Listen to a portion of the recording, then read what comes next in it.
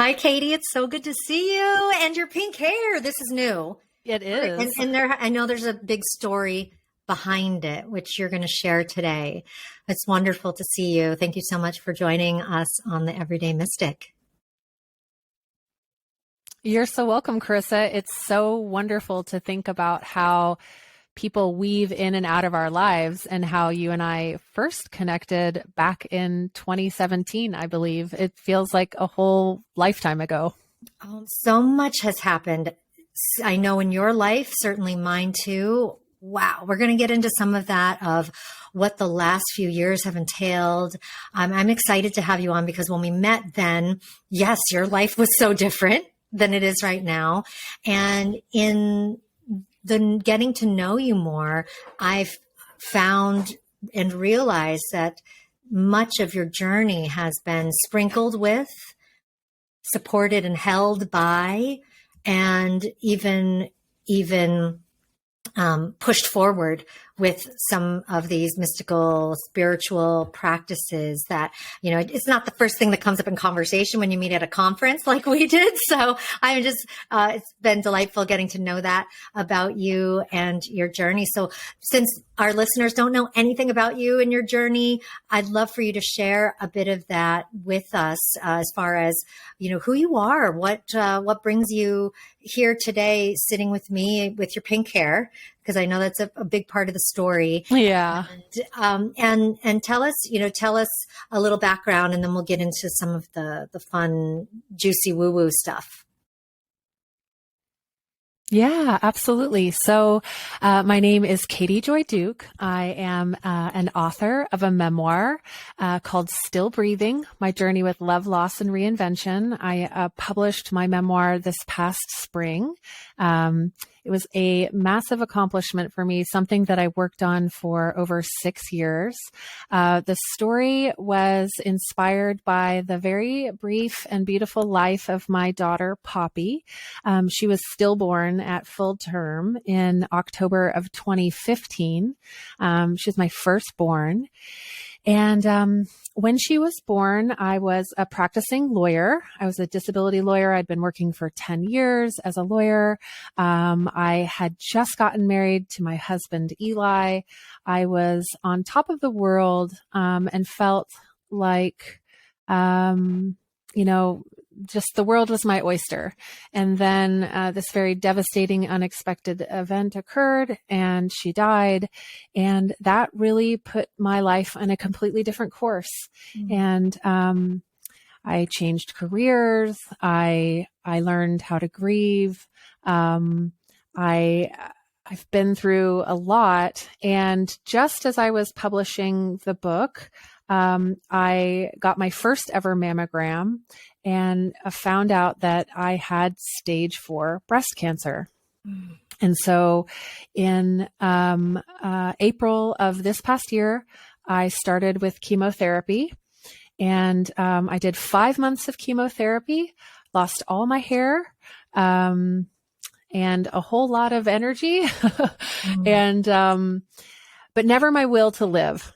And I really dived deep into the beauty of living and reaching deep into my own intuition, harnessing the power of my own spirit, tapping into source energy to help me get through the 5 months of chemotherapy, now also mastectomy and lymph node surgery and upcoming radiation. So it's been a long journey.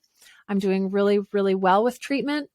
And I don't think that I would have gotten through this without both the help of others and using the power of the mystic and the spirit and source and, God energy to get through it.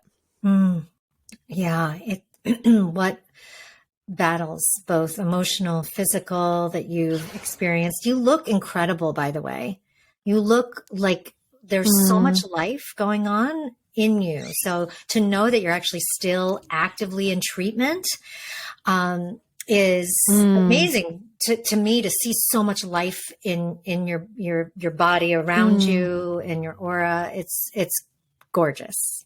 So I hope that you're also Thank feeling you. that aliveness and feeling more energetic these days.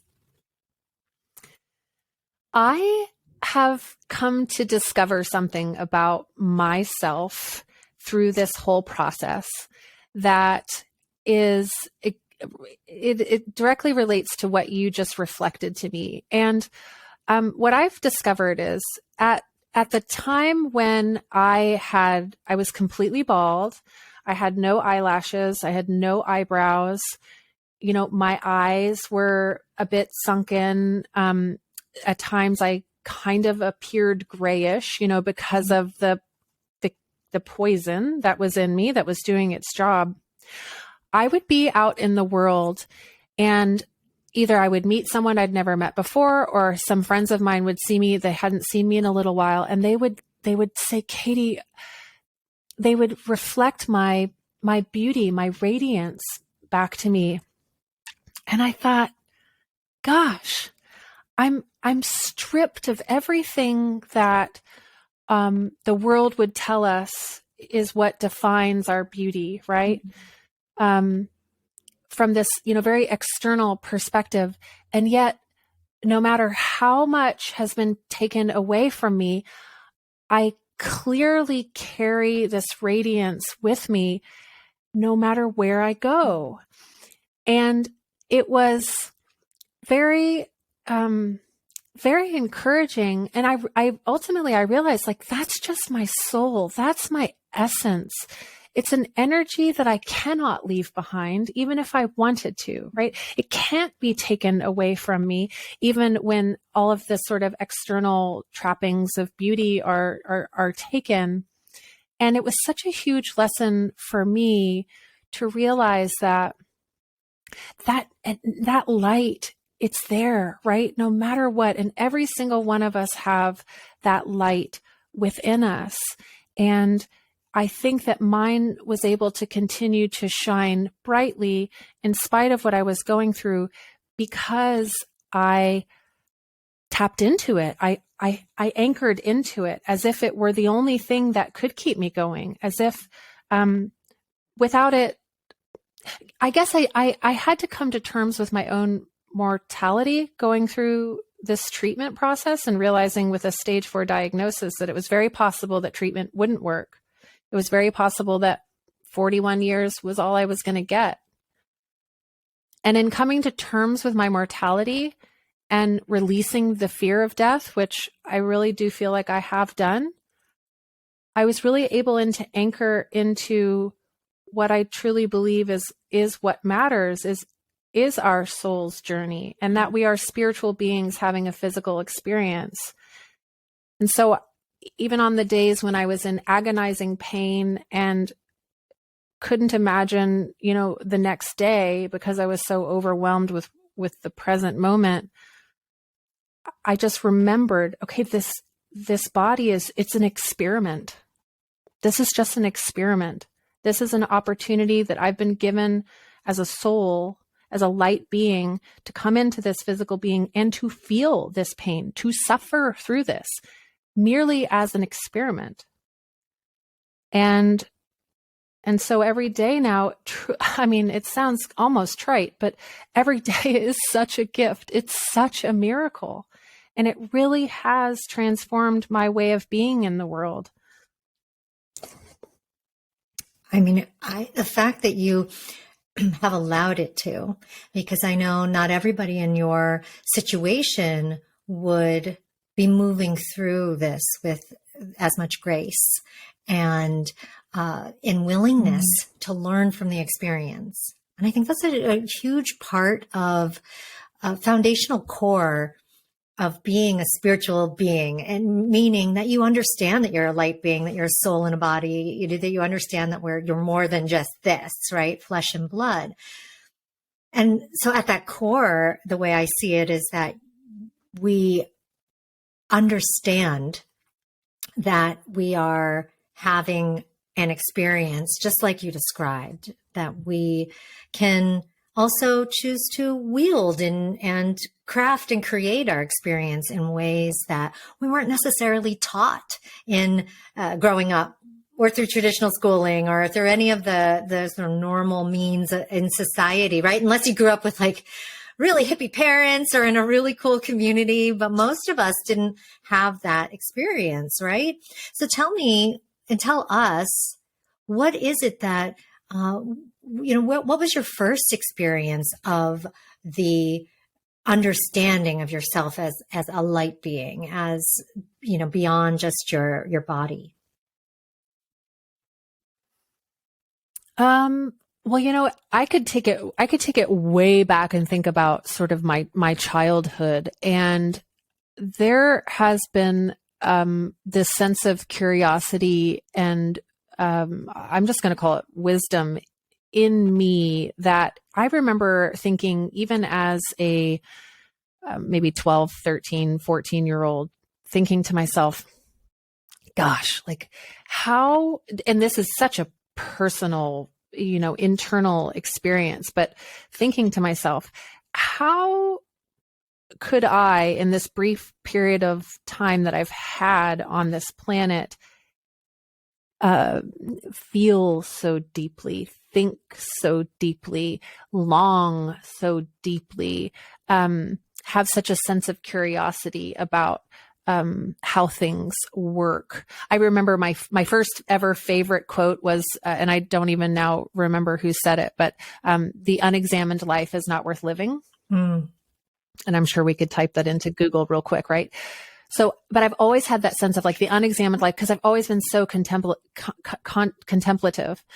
And so, but carrying that forward into my adulthood, I think certainly since, this year has been a very deep spiritual experience, but taking it back to when Poppy died and I was left a childless mother, I had to really start contemplating what happens to our soul when we die.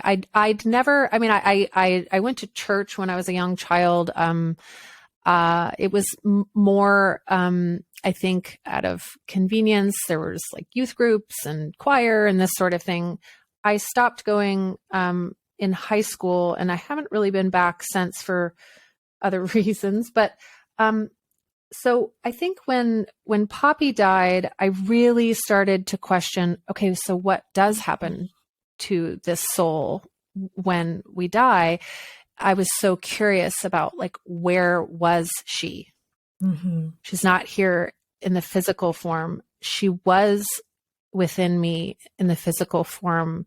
She lived within me. One of the lines in my memoir that people have commented they really love is that my womb had become a tomb. Mm. And so, and having this contemplation in the hospital, realizing that like, okay, this being came to form within me and lived within me, and then she died within me. And so I got so curious. I was like, where are you? I talked to her. And so from this mystical standpoint, I immediately started developing a relationship with her in the spirit form after she died.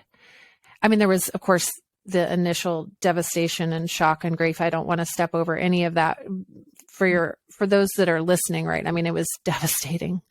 But eventually I realized that the separation that I felt from her was actually something that I had choice.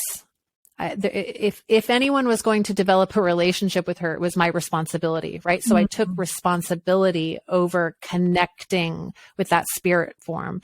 And in the same way that we call in source energy, or we pray, to God or a higher power or Gaia or however we do it, I prayed, I called in Poppy, I manifested her energy and then developed a relationship with her. And I think that in that way, and then eventually I feel like she became my spirit guide. And in that way, I would say I really started to understand the idea and this truth, that that we are light sources, that we are, energy, and that this physical, like the matter, right?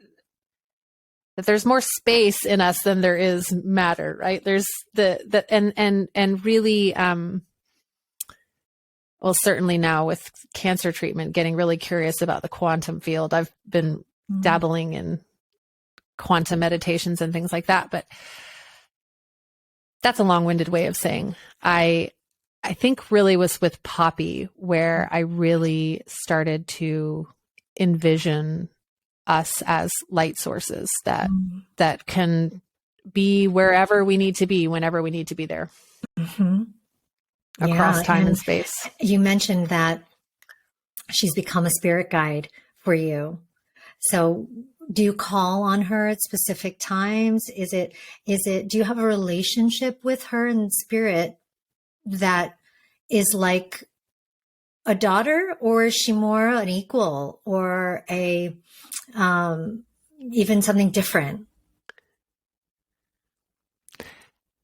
Wonderful question. I had an experience in journaling not long after she passed away.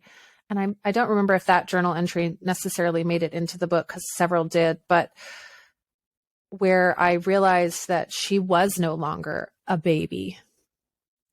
Like when she died, she was my baby, and a baby had died, which is tragic. And then there was a period where in my meditations and my ponderings and in communicating with her specifically through meditation and prayer, she revealed to me that she was no longer a baby. So that, it was amazing. And so I relate to her as she certainly was my first daughter, right? I always refer to her as my firstborn daughter. My daughter now, who is 5, has a big sister. So it's very like in those English words, right? In the vernacular, like that's how I communicate with her. Communicate about her. But in my heart, she is way beyond a daughter. And I don't know that I love that you asked the question about, are we peers? I think, so I have this far-fetched idea that Poppy, so I think I believe in reincarnation. That's kind of my vibe. I think I like the idea of us having the opportunity to come back, and live again. And that we get to choose to do that. So I have this idea that brought me great peace that I eventually came to. I think it was within the first year of Poppy's passing, that Poppy's soul actually came to be with me for the purpose of being held and loved by me perfectly in my womb. That she needed an experience that was nourishing and warm and I'll pause there. I don't know if you can hear my dog barking. Oh, that's all good. That she needed spirit an animals experience showing up. Okay, we like dogs. So that Poppy needed like a warm, nourishing environment, and that's what her soul needed, and that she actually completed her soul's mission in the time that she had here, and it was very brief, but that's what she needed. And in my ponderings, I've imagined her saying, "I'm so sorry, Mom. I know this is going to be really hard for you, but this is what I needed," right? Like for Poppy to say, "This is what I needed, and I chose you, and I am leaving you physically, but I'll always be here spiritually. And Mom, you've got this. you are going to transform. You are going to change. This is going to bring you closer to your own energy, to your own intuition, to my own soul. And it will help others ultimately just even dabble in the idea of a brief life having tremendous meaning and changing the world. And so I think Poppy is appear to the extent, this is what I wanted to say. So this is the idea that gives me great comfort, is that this was Poppy's final incarnation. And that she is now in a state of ultimate nirvana. Like she's reached bliss, like that she just needed this one last experience. And then she was just like, and she's like, off into the whatever, wherever's beyond our wildest imaginings. And that brings me great peace. I don't know that my soul is ready for its final incarnation. I don't know that this Katie Joy Duke being is the last time I'll ever be around, but there is something really like this deep knowing that I feel like Poppy was ready. And that I was so blessed to be the one that she chose for whatever reason, that there was something that needed to be resolved for us. So definitely mystical, lots of wonderful woo-woo. Yes, there's so much in there, the so beautiful. I'm picturing and do, really that hits home. It resonated so much with truth when you said, this was her final incarnation. And I love just thinking about it from that perspective of like, what did this soul, this being want? What are they coming into this life to experience? We could all look at children that way, but we often are, we had this child, they're our child. Now we're going to shape and form this child into what we want them to be. We have that opportunity, don't we? With every kid to look at them and say, what are you here for? What are they here to, and how are they going to unfold in the full expression of their inner being? So I think that's a great thing for any parent to hear, not just a parent who's lost a child like you, but anyone parenting a child to see them through this lens is a really beautiful gift. Yes.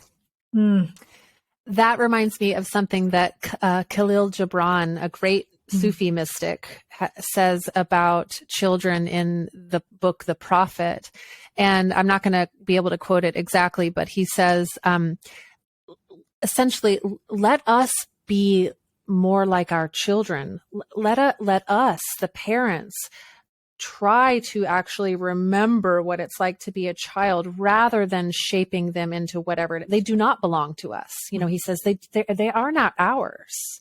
Let us be more like them and let them teach us what they can show us. Because so I have my 5-year-old now, Moxie, and I have to imagine that the parent that I am to Moxie is a very different parent than I would have been to Poppy had she survived. And so I think that in some ways, Poppy was a sacrifice and a gift to this younger life, this newer being. I prayed for, when I was meditating, when I got Moxie's name, the universe was like, boing, because I was meditating and I was essentially thanking the universe for Poppy and what she brought into my life. And then I was pregnant at the time with Moxie. And I asked the universe for a child that was determined to be here. And this word determined, I need her determined to, like, she's got to survive is what I needed, like a really robust, young, scrappy soul that was needed to have this physical experience, like was desperate for a physical earthly experience. And the word Moxie shot down through the center of my crown chakra and just landed right in my heart. And I came out of the meditation and I was like, whoa, Moxie. Okay. And that night I said to my husband when he got home from work, I was like, so what do you think about the name Moxie, Eli? And he's like, is that a name? And I said, it is if we want it to be. And so that ended up being Moxie's name. And she is the spunkiest, fun, energetic, vibrant, creative little being that I could have ever asked for. And, I just adore her with every ounce of my being. And I tell you what, she has been sort of that, in many ways, that physical talisman that has kept me anchored to the reason why I want to be alive, the reason why I want to thrive through this cancer diagnosis, and to appreciate, because I don't know. I mean, I believe that my cancer is gone, and all the tests and the scans suggest that it is, but there's nothing to say that it won't come back, or that, I mean, obviously, yada, yada, we could all get into crazy, my life could end tomorrow, right? My life could end today, right? So it's just like to appreciate the miracle of today, the fact that my eyes opened, these are the simplest, I think with everything that I've been through, it really comes down to the tiny little things. It's the tiny little moments of joy where that real mystical, the presence, right? Just this moment. It's so amazing. It's that we exist, we're here, and it, and it'll be gone. And I was recently, I had a really beautiful distance Reiki session. And, Reiki is like the universal life energy, and Reiki is like a healing technique to activate the internal healing process within us. And it's this beautiful transfer of energy between two people. And this friend of mine, Carla, is incredible. She does distance Reiki. So Reiki can actually be activated. You don't even have to be in one another's presence. And we were in this Reiki session, and we talked about like our spirits, and what a cool thing it is that we are energy, and thinking about sort of like what's going to happen in the next realm, like when our bodies die. And she was like, yeah, she firmly believes in reincarnation. She's like, yeah, I think that, that whole, the next realm is probably going to be really cool. She's like, but the thing that's so unique about this one is that we tangibly get to experience it, right? Like, souls don't get to drink water or eat chocolate or smell a rose or watch a sunset in the grand scheme. Like, they don't have the senses in the way that we do. And so it's really they don't breathe, right? Like like that. Just the fact that we get to experience that and hold on to it. And those are the simple things that we take for granted. But I think in the grand scheme of things, those are the things that actually matter. Not how much money is in our bank account, or if we fit into size 6 jeans or whatever, like it just does, like that stuff in the grand scheme of things does not matter. For you to get that information, that download, to have that wisdom and still be firmly here on this earth, and to be able to share it with others is such a huge gift to the world. I think too many people realize that at the very end, if at all, that these moments are so precious. And the fact that you are here to not only tell about it and share that with us, but you've used the power of your gifts to share that even more widely through your book, Still Breathing. Now, do you have other books in the works that are being created now? I would, yes, I haven't really started writing the next book. But I definitely want to write a book about my experience with having cancer at such a young age. I'm 42 now. I want to synthesize these lessons that I've continued to learn. And I think what I anticipate really sharing not only are just some of the like incredible stories. So I love, of course, telling stories, and but the through line of healing. So the title of my book, Still Breathing, was inspired. It's, of course, there's a lot of sort of symbolism there. Poppy was stillborn. But the idea of still breathing comes from, I'll try to be super succinct here, but I was on the highway listening to a podcast on the way to a little bit of a retreat. I was going by myself. This was July of 2021. So, 1+ full years into the pandemic, we're all losing our minds and trying to find them again. And I was listening to a podcast called Radio Lab. The title was Breathe. And the subject, it was all about breath. And I was listening to the story of how a baby breathes inside of its mother's womb. And I was a little triggered when I chose, of the gajillion podcasts out there, the one that would start with this concept of a baby breathing and the baby taking its first breath. So the idea was really the fascination of what it's like for a baby to take its first breath. And I was like, because I thought, well, okay, starts on the assumption that every baby takes its first breath, which my child never did. And so I offered myself some compassion, and I thought, do I really want to listen to this episode? And I took a deep breath and I thought, yes, okay, I'm just going to do it. And if I feel like I need to stop this podcast at any point because I can't deal, then I will.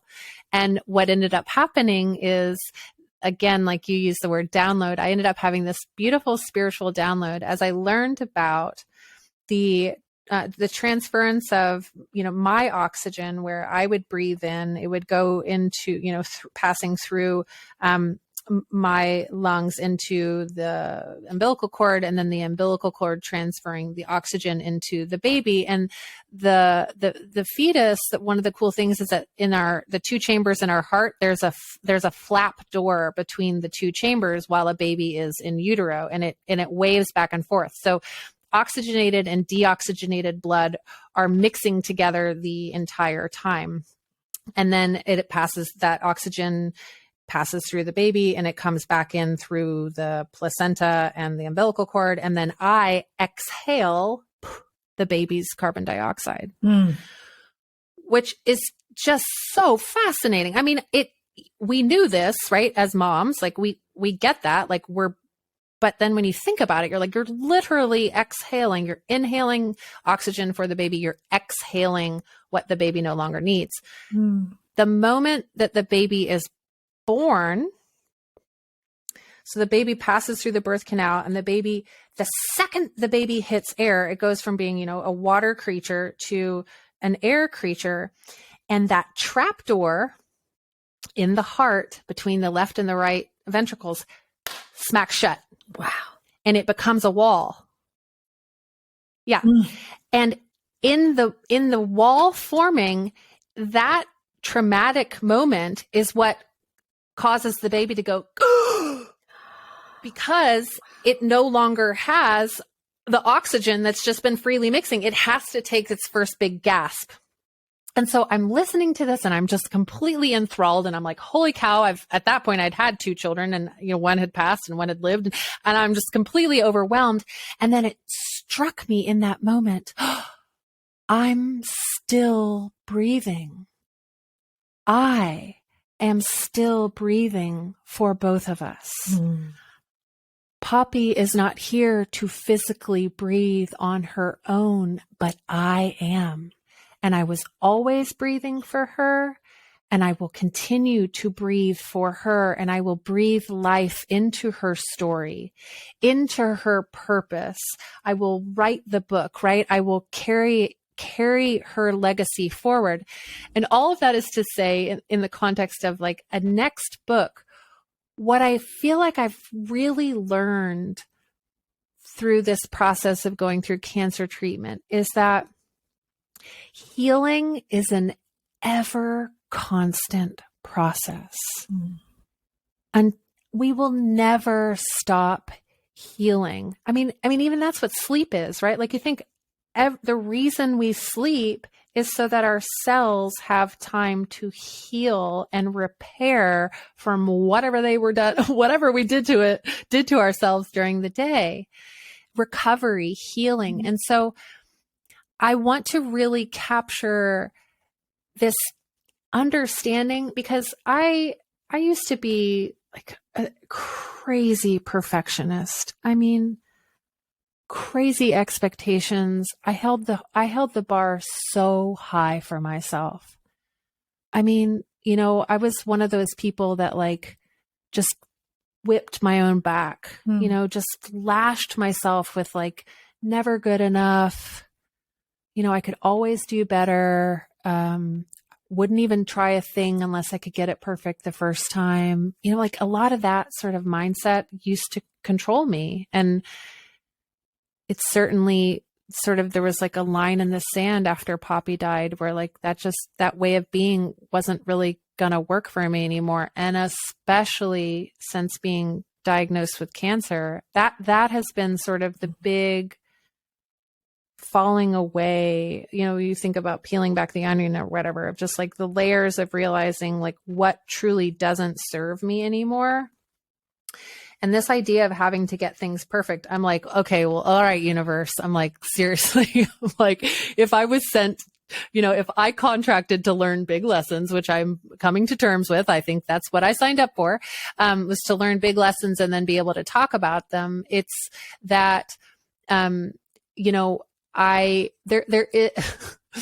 mean, a million people have said it before me, but there is no perfect, right? Like I got stage 4 cancer, Katie, like literally, like talk about letting your perfectionism go. There is, I can't, am I good enough? Like I literally, like, I'm just like, I have no expectations of myself anymore. I've let so much of that hardness go.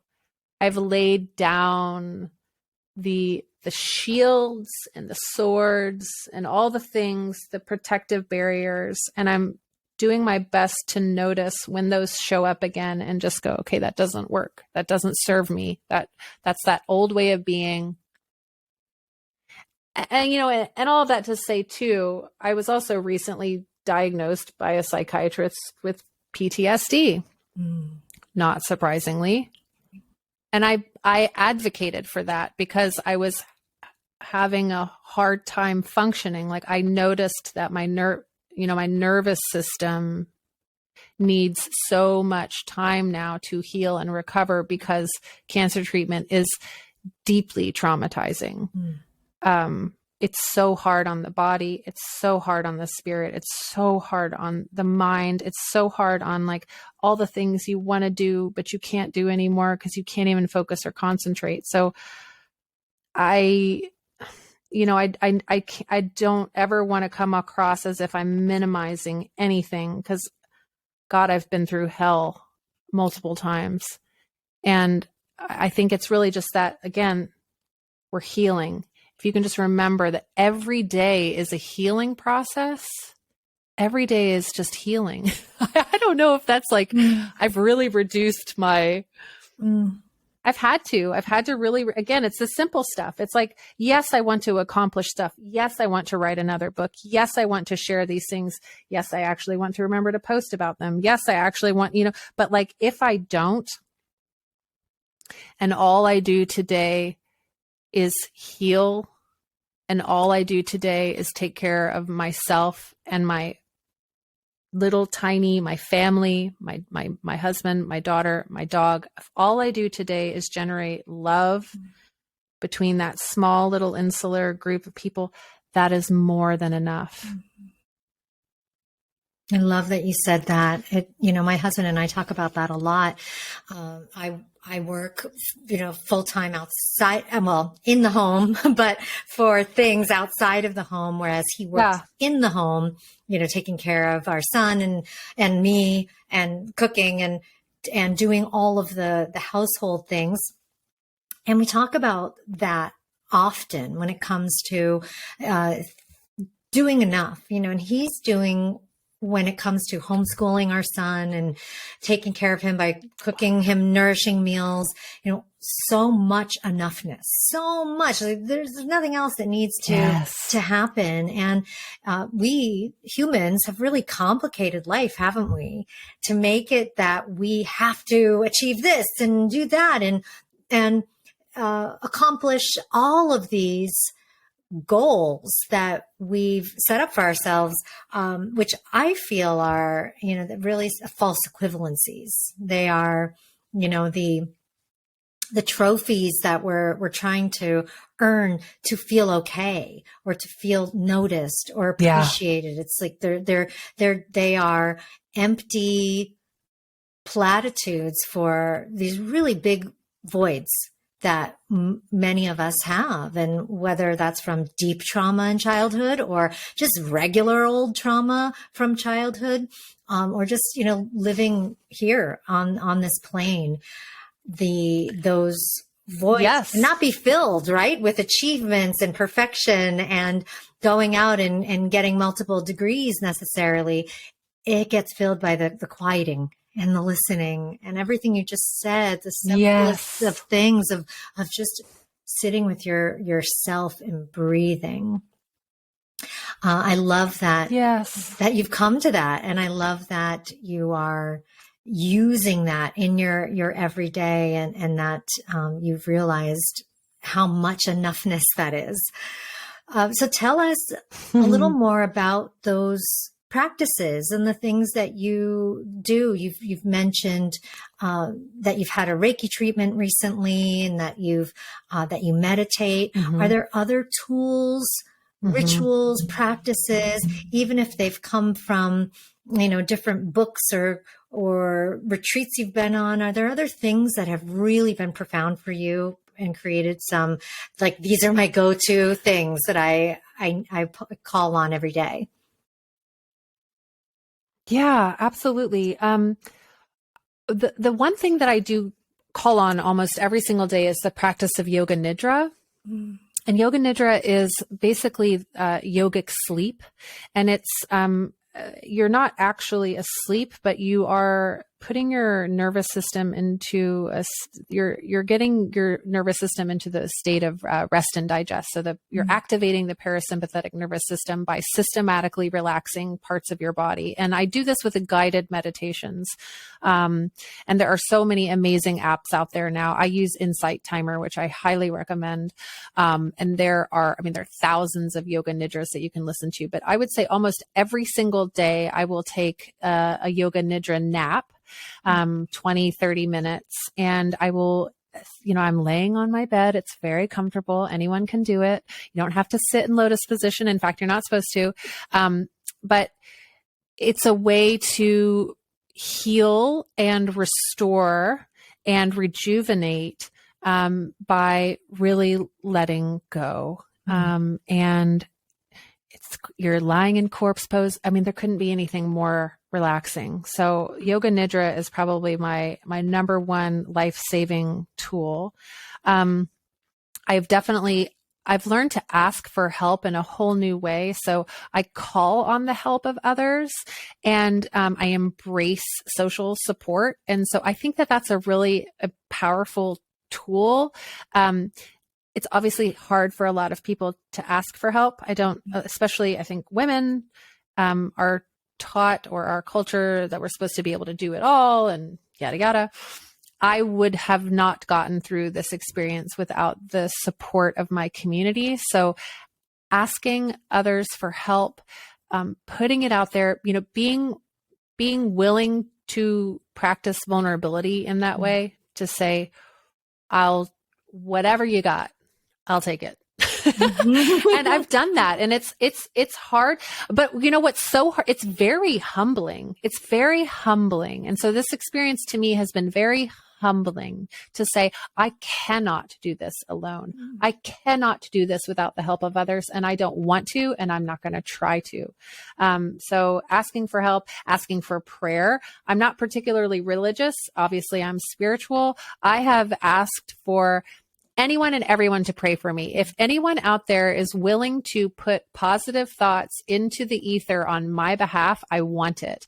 I had this, a meta meditation is another amazing tool for anyone out there who, practices meditation. It's a Buddhist form of meditation where you, focus from yourself out into the entire world, and in your meditation you're praying ultimately for the happiness, the health, the well-being, the freedom of every single being on the planet.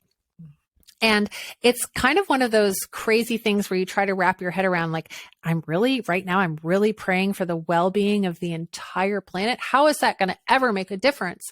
And I've had these moments before where I've come out of these meditations and it's dawned on me, wait a second, if I'm one of 8 billion people, and let's say 1 million of us practice meditation today, then that means that 999,000 other people prayed for my well-being, because I'm included. I'm one of 8 billion people on the planet. So it's a very powerful tool to really just, like, I cannot impact everyone. That's ridiculous. I'm not going to try. And no one will know, like, people aren't going to know. I mean, maybe someday, like Oprah, right? Like, everybody knows Oprah, but I'm not going to be, I don't need to be famous, or I don't need to be celebrity.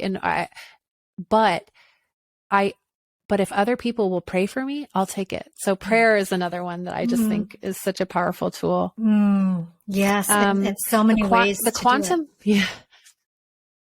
Yes. So many ways to do it. Yeah. And a lot of us have hangups around them, and if you notice, you're like, oh God, prayer. Like, I can't, like, call it something else, right? Like, just sending out an energy and thinking positively about someone else. The other thing I would say that has really been life-changing for me in the context of the cancer treatment has been some of the work of Joe Dispenza and the quantum meditations that he teaches. The quantum field is a field of energy that exists beyond this space-time continuum. And the beautiful thing about the quantum field, as far as I can tell, and what I'm learning, is that all you have to do is shut your eyes and there it is. And you focus, there's these guided meditations again that, like, get you to focus intensely on infinite space, really, like, and again, the beautiful thing is our mind is so powerful, and we just very rarely harness even like the tiniest amount of power that our minds have, because we get stuck in these ruts, right? Like, our brains literally travel the same pathways over and over and over again. And so let's say that you're tired of thinking negatively. Well, the reason that you're always thinking these negative thoughts is because literally it's the easiest path for your brain to travel. So we have to rewire our brains, and that's doable. The neuroplasticity of our brain, it's amazing. Like, our brains are plastic. You can mold them. And so, there's so many, and the cool thing about all this stuff is that it's mostly free. You can find all of this stuff, on the internet. Check out books from your library. Like, you don't really have to spend a lot of money. You don't have to join anybody's course. You don't, you know what I mean? Like, you can, obviously, if you want to, but most of this stuff it's free. It's easy. You just have to do it. Oh, What a powerful way to end. Just have to do it. And you are a shining example of someone who's doing it and experimenting. Like you said, you have this experiment of your soul in this lifetime. You're also experimenting with how you are wielding and shaping your healing and your grieving and your acceptance of all these gifts. So thank you so much, Katie, for sharing everything you did today with us, as well as your continuing of shining your light out into the world. I am excited to read your book. I can't wait for our listeners to also pick it up. Your book and your website and anything you've got going on, I'll put in the show notes. But do you want to leave anything with people as far as how to find you, connect to you, support you in any way? Sure. Yeah, you can. So my website is katiejoyduke.com. I've got some updating to do. Cancer treatment has got me not doing a whole lot on my website, but definitely check it out. You'll see some cool stuff about my book, my memoir. You can find my memoir on Amazon or Barnes and Noble. I'm Katie Joy Duke on Instagram and Facebook. You're welcome to follow me there. Reach out, send me a message. I reply. I'm not that busy.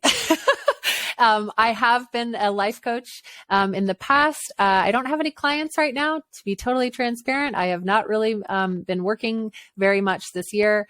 We'll see what 2023 brings for me. And I'd love to start speaking publicly more. So keep on the lookout. Watch for me. Yes, let's call that in. I love it. Great, Katie. Thank you so much again for joining us. And I'll look forward to our next conversation. Take care. Thank you, Carissa. You're welcome. Bye.